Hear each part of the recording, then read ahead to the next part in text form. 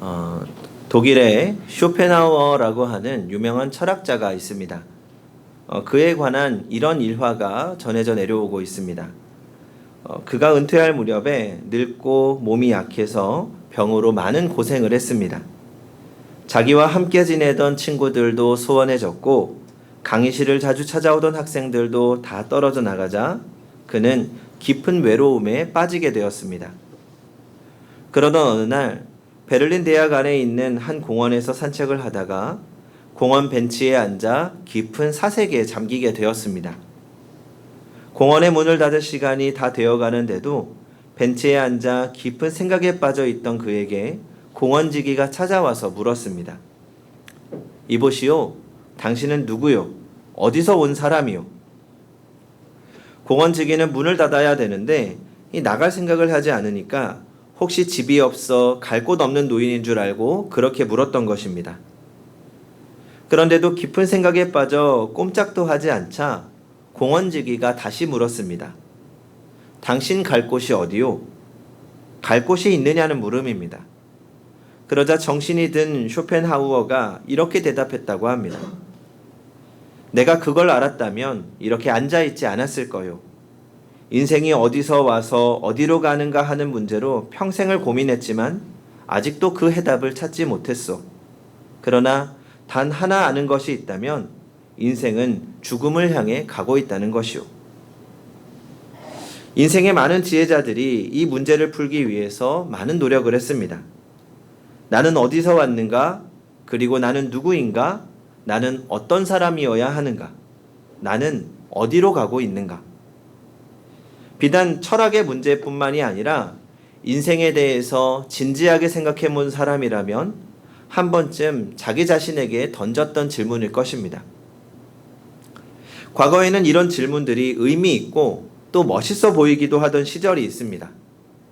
대중가요도 삶과 인생에 대해서 노래하고 미래에 대해서 노래하고 고민과 성찰이 담긴 노래들이 많았습니다. 그런데 지금은 그렇지 않습니다. 이런 질문들이 의미 없게 느껴집니다. 그게 뭐 중요하냐? 내가 어디서 왔는지, 내가 누구인지, 어디로 가는지, 이게 무엇이 중요하냐? 내가 지금 잘 먹고 잘 사는 것이 중요하지. 내가 어디에서 살고 무엇을 입고 무엇을 먹는지가 중요하지. 라고 말합니다. 하지만 우리 그리스도인들은 이 근본적인 질문을 살아가며 결코 놓쳐서는 안 됩니다. 우리는 끊임없이 스스로에게 질문하고 그 답을 찾아가야 합니다. 나는 누구인가? 나는 어디에서 와서 어디로 가는가? 왜냐하면 우리는 이 세상에서 나그네 인생을 살아가고 있기 때문입니다. 성경은 우리 인생을 나그네에 비유하고 있습니다. 나그네라는 것은 이 세상에 영원히 머무를 수 없다는 이야기죠. 또 나그네는 정처 없이 떠돌아 다녀야 합니다. 우리는 같은 자리에 계속 머물러 있을 수가 없습니다. 시간과 환경의 변화 속에서 우리는 매일같이 떠돌이 생활을 해야 합니다.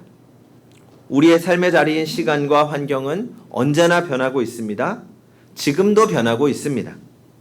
어제의 환경과 오늘의 환경이 다른 것처럼 오늘의 환경과 내일의 환경은 또 다를 것입니다.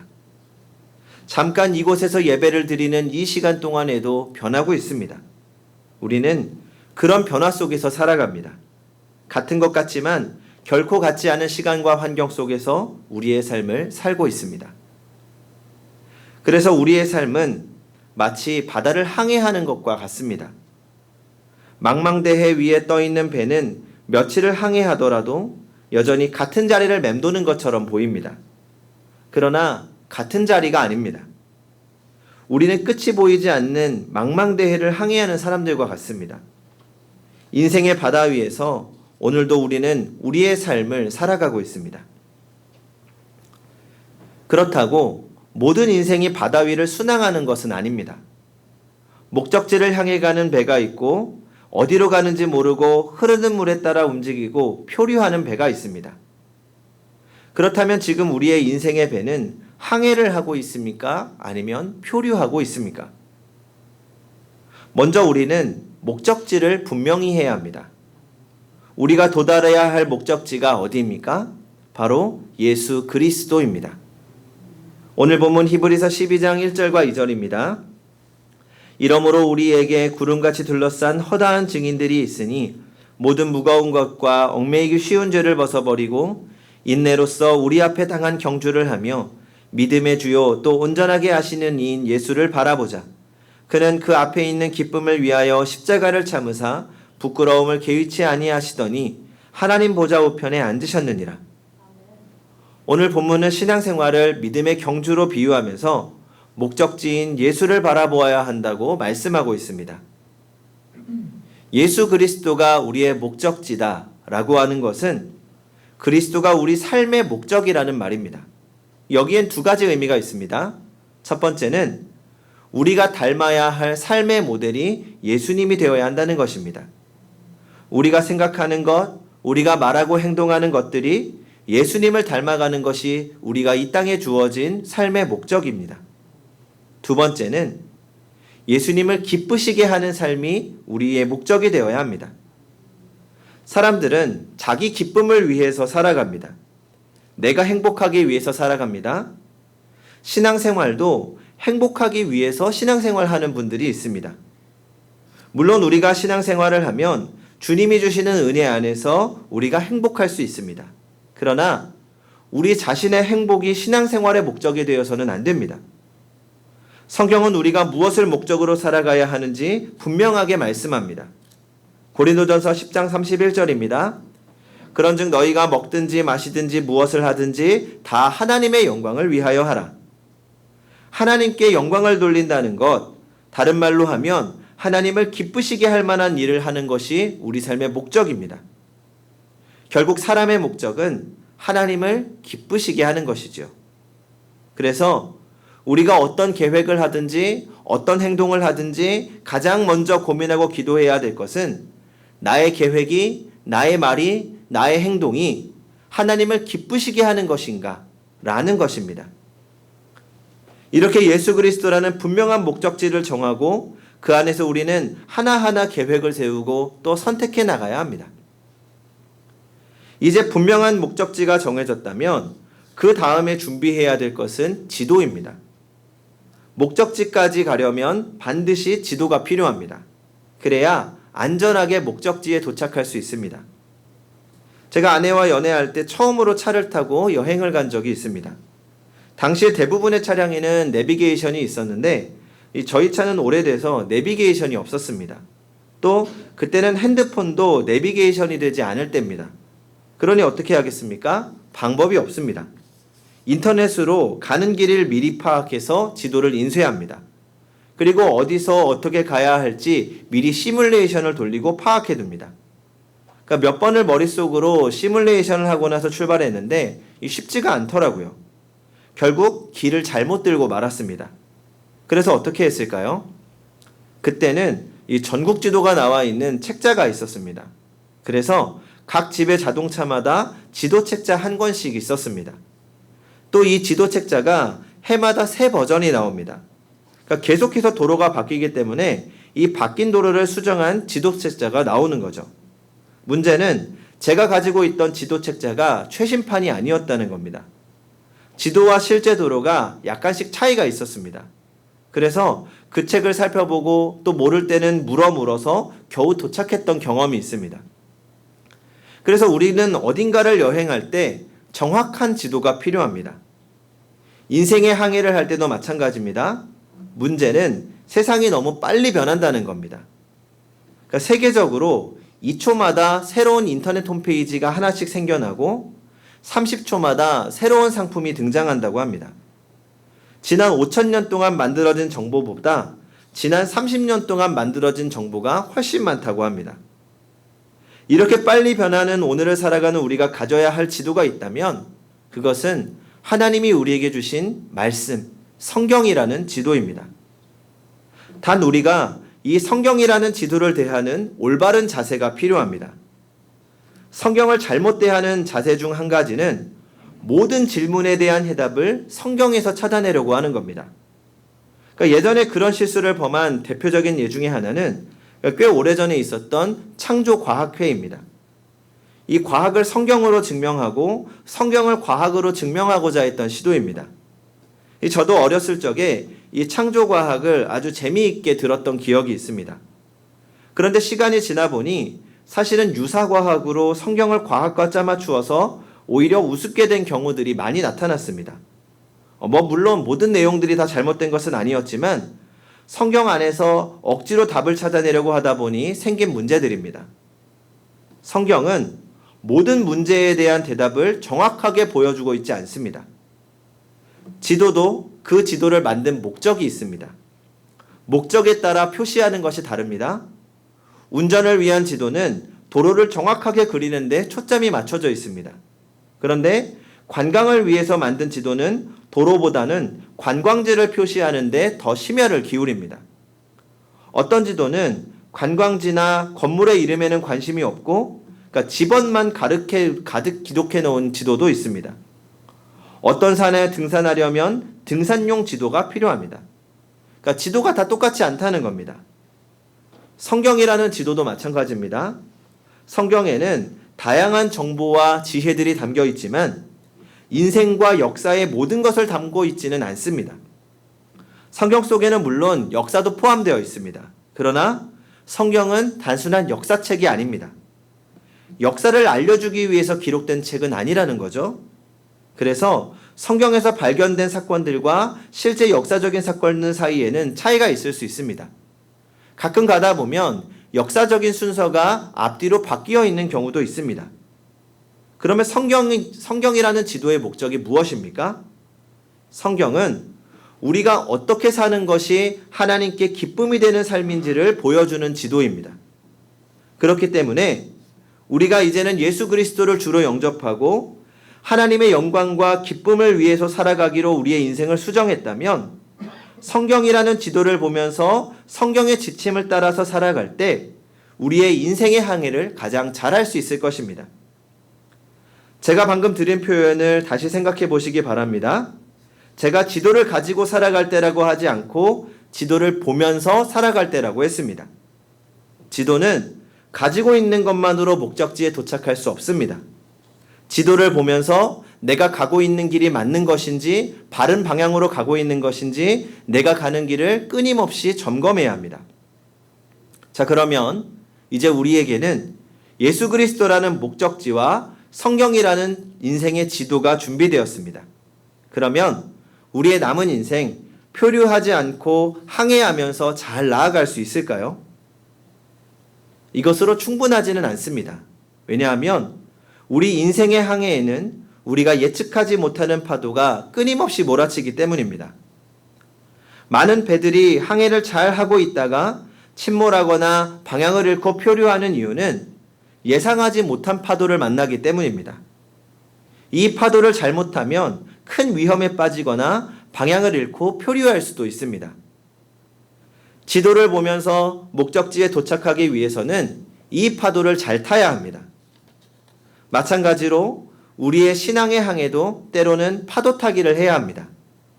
생각해보면 노련한 항해사들도 처음부터 항해를 잘 할 수는 없을 것입니다. 그래서 미국의 항해사들에게는 필수 과정이 하나가 있는데 바로 파도 타기라고 합니다.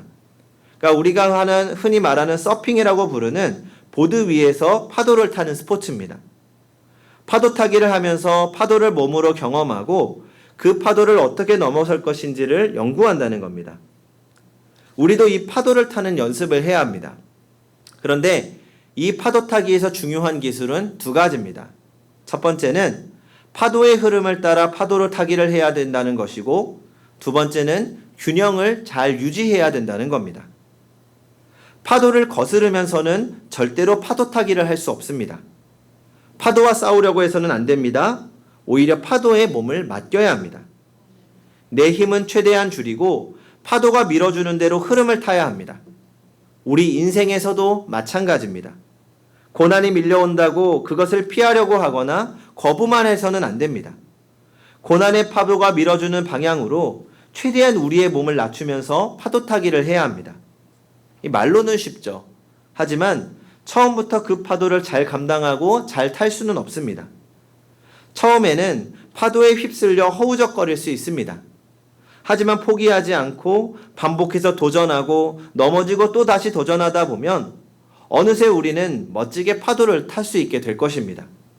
그러므로 우리 인생에서 찾아오는 파도에 잠깐 넘어졌다고, 실패했다고 두려워하거나 낙심하지 마시기 바랍니다.